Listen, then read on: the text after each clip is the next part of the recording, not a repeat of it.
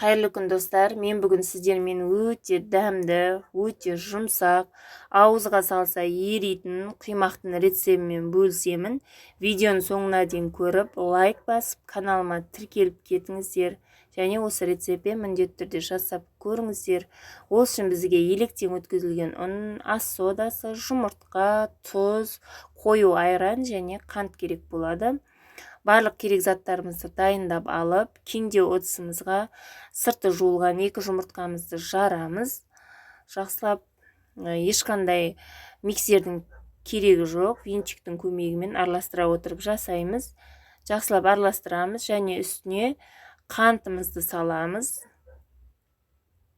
Әркім өз қалауынша, енді мен 4-5 қасық салдым, маған өте тәттірек болған құймақ ұнайды. Сіз тәттіні ұнатпасаңыз 3-4 қасық салсаңыз болады. Бір шымшым тұзымызды салып, осылай 2 минут үздіксіз қанты ерігенше жақсылап араластырып аламыз. Және үстіне бөлме температурасында немесе жылытылған қою айранымызды құямыз. Айран жылы болса, құймақ өте дәмді болып шығады. Және електен өткізілген ұнымызды 2-3 бөлікке бөліп қосамыз. Ешқандай түйіршік қалмайтындай етіп жақсылап араластырамыз. Мен осылай 3 бөлікке қосып, 3 бөлікке бөліп қостым. Кез келген ұнды пайдаланар кезде міндетті түрде електен өткізіңіздер. Сол кезде қамыр жақсы иленеді, жақсы көтеріледі. Електен өткізілген ұн барлығын қосып болғаннан кейін үстіне 1 ас қасық ас содасын салып, жақсылап араластырамыз. Құймағымыздың қоюлығы осындай қаймақтың қоюлығындай болса болады. Жақсылап біркелкетіп араластырып, бетін жауып 15 минутқа қойып қоямыз. Құймақ жақсы көтерілу үшін осылай міндетті түрде бетін жауып қойып қойыңыздар.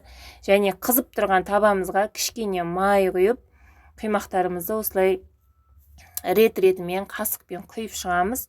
Таба міндетті түрде қызып тұру керек. Сол кезде құймақтар өзіне майды аз сіңіреді. Егер қызбаған табаға салатын болсақ, бүкіл майды құймақ өзіне сіңіріп, майлы болып тұрады.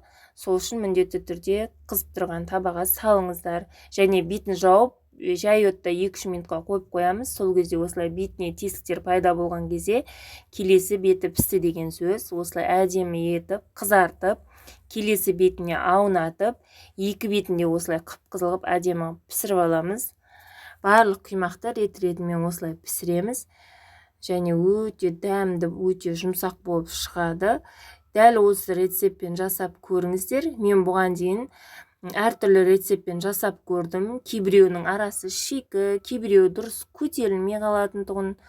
Дәл осы рецепт өте сәтті, өте дәмді шыққан рецепт болды. Сол үшін сіздерге ұсынып отырмын.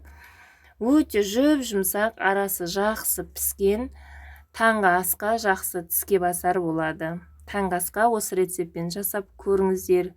Видеоның соңына дейін көріңіздер. Видео ұнап жатса, каналыма тіркеліп кетіңіздер. Және лайк басуды ұмытпаңыздар.